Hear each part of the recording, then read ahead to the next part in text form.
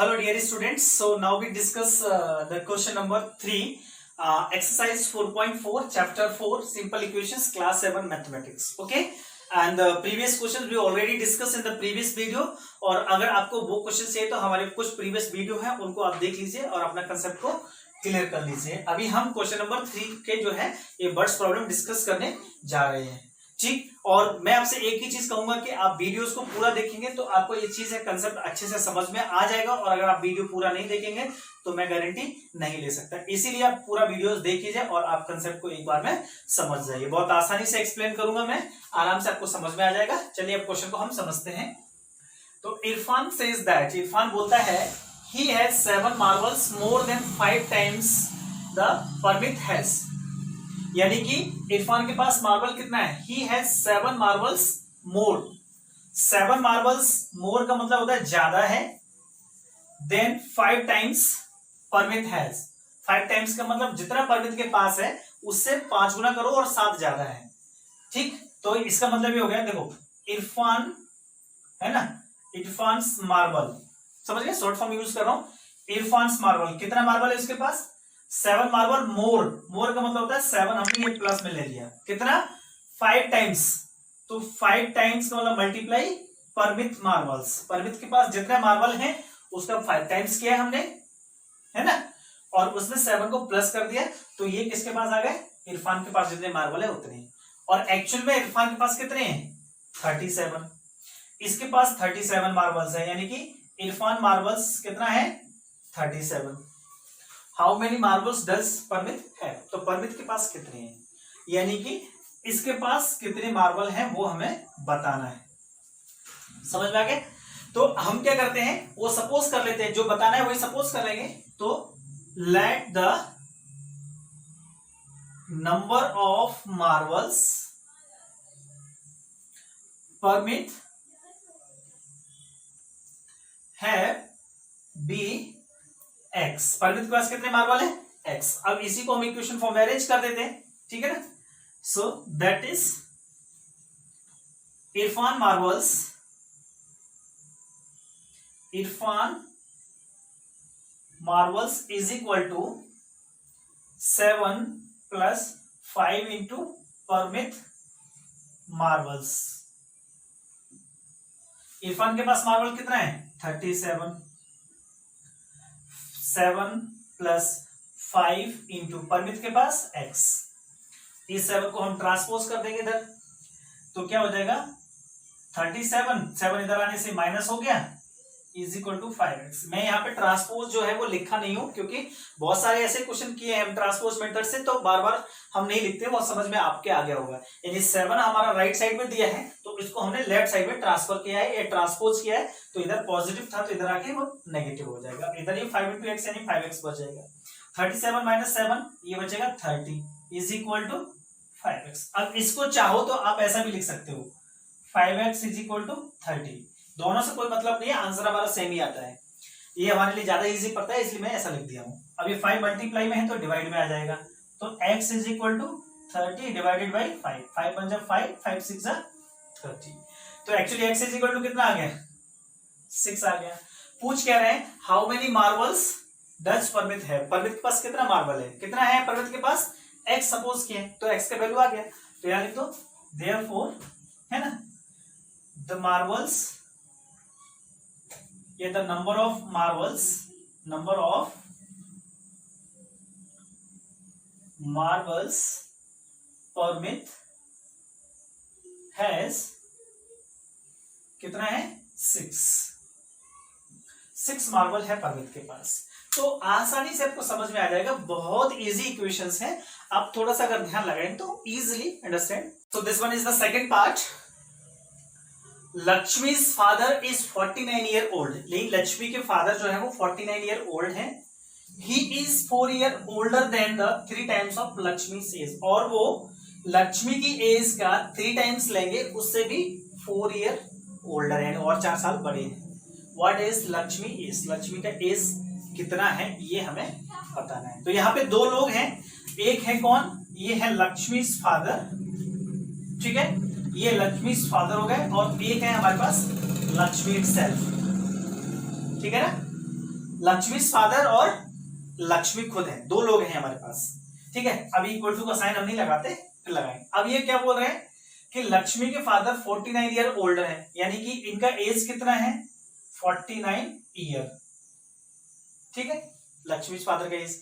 और बोल रहे he is 4 year older than the 3 times Lakshmi age. तो जो लक्ष्मी की एज है वो कितना है 3 टाइम्स, का मतलब 3 इंटू लक्ष्मी एज हो जाएगी।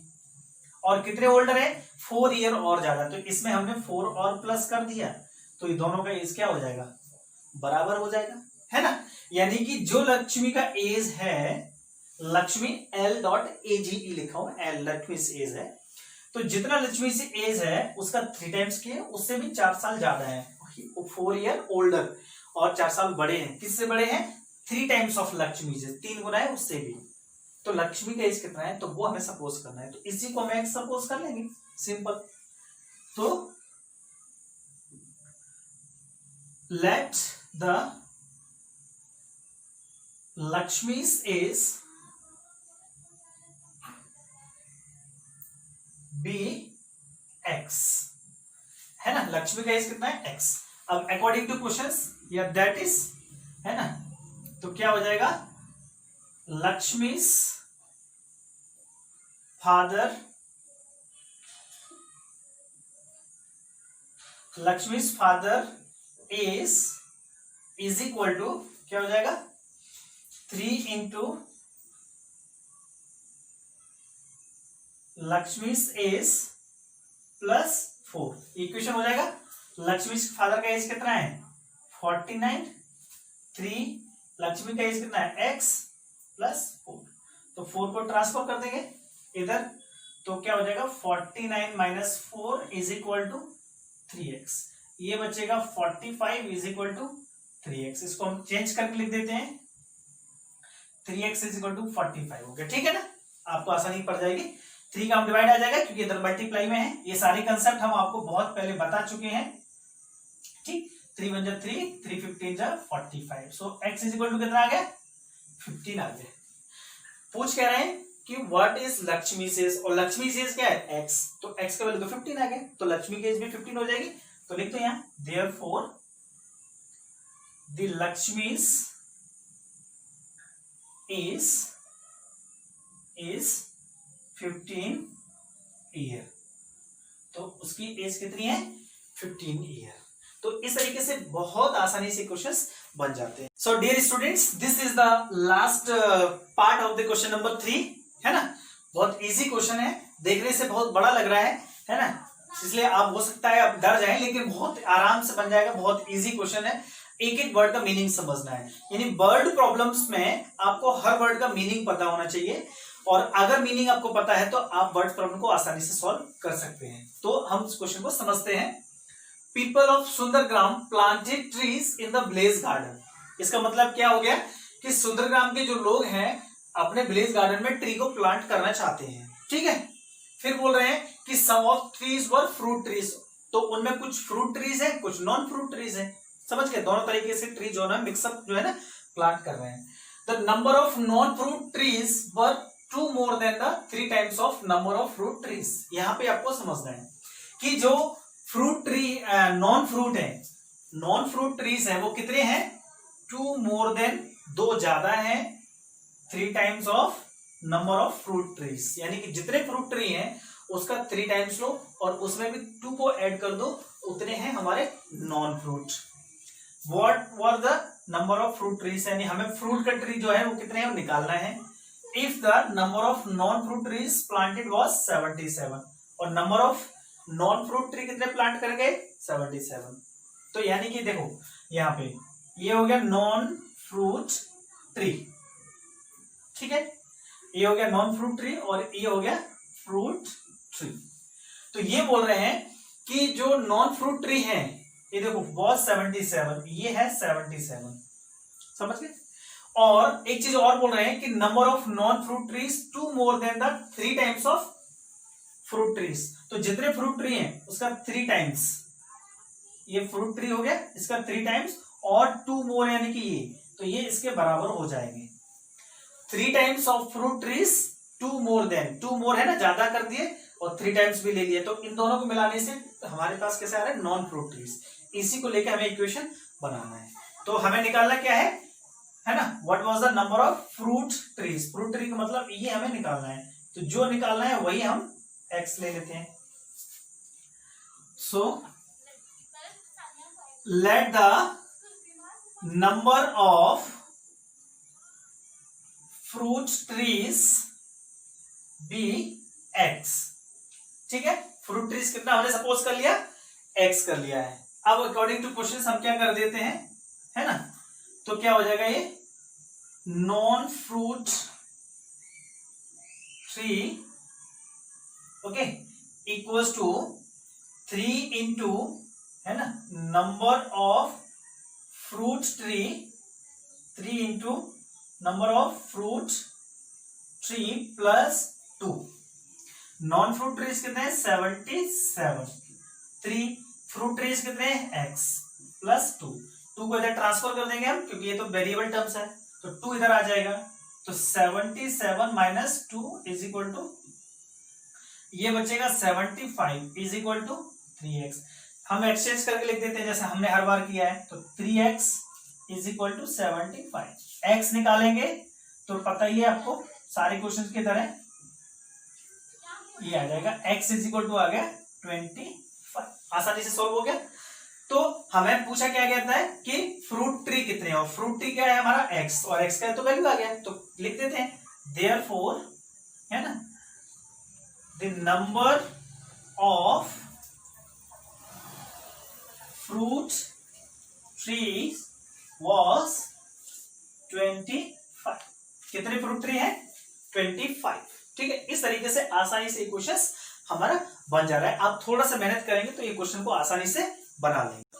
सो dear students, this is the last question of this chapter. Exercise का भी ये लास्ट है और ये चैप्टर का भी लास्ट क्वेश्चन है। ये बहुत अच्छा क्वेश्चन है, बहुत फनी क्वेश्चन है, आसानी से हम इसको समझ जाएंगे, बहुत इजीली से समझ जाएंगे, टेंशन नहीं लेने का है ना। इसके बाद हमारा ये चैप्टर फिनिश हो जाएगा और उम्मीद करते हैं कि आपको इस चैप्टर के सारे क्वेश्चंस अच्छे से समझ में आए होंगे, आपके डाउट्स क्लियर हो गए होंगे। और अगर आपको एक बार में डाउट्स क्लियर नहीं हो रहा है तो प्लीज वीडियो को 2 बार देखें, ताकि आपको सारे क्वेश्चन अच्छे से समझ में आ जाएंगे आपको, है ना। और आपको रिविजन्स लगाने का जरूरत नहीं पड़ेगा। अगर आपने वीडियो से हमारे 2 बार देख लिए अच्छे से, तो आपको क्वेश्चन सॉल्व करने की जरूरत नहीं पड़ेगी, आप आसानी से ऐसे ही समझ जाएंगे, इस बात की गारंटी है। लेकिन वीडियोस 2 बार अच्छे से ढंग से देखना है। अब हम इस क्वेश्चन को फिनिश कर देते हैं। ये सॉल्व द फॉलोइंग रिडल्स हमें सॉल्व करना है। आई एम ए नंबर, यानी कि ये एक नंबर है, टेल माई आइडेंटिटी, मैं क्या हूं, हमारी आइडेंटिटी। तो हमने बोल दिया एक नंबर है तो आपकी आइडेंटिटी होगी x, समझ गए ना, आप एक x हो, यानी x नंबर हो। Take me 7 times over, 7 times का मतलब लो हमने 7 इंटू x यानी कि 7x ले लिया, हो गया 7 टाइम्स। एंड एड ए 50, इसमें 50 को ऐड कर दो तो कितना हो जाएगा, 7x प्लस 50 हो गया।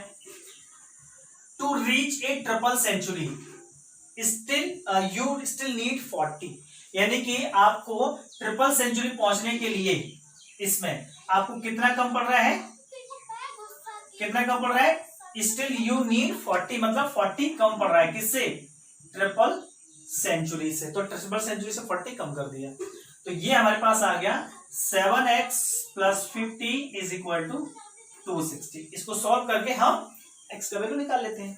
तो सिंपल, ये 50 को उधर ट्रांसपोज कर देंगे तो हमारे पास क्या आ जाएगा, 7x is equal to 260 minus 50, 7x is equal to 210, x is equal to 210 divided by 7, 7 3 जा 21 और ये 0, then x is equal to कितना आ गया, 30।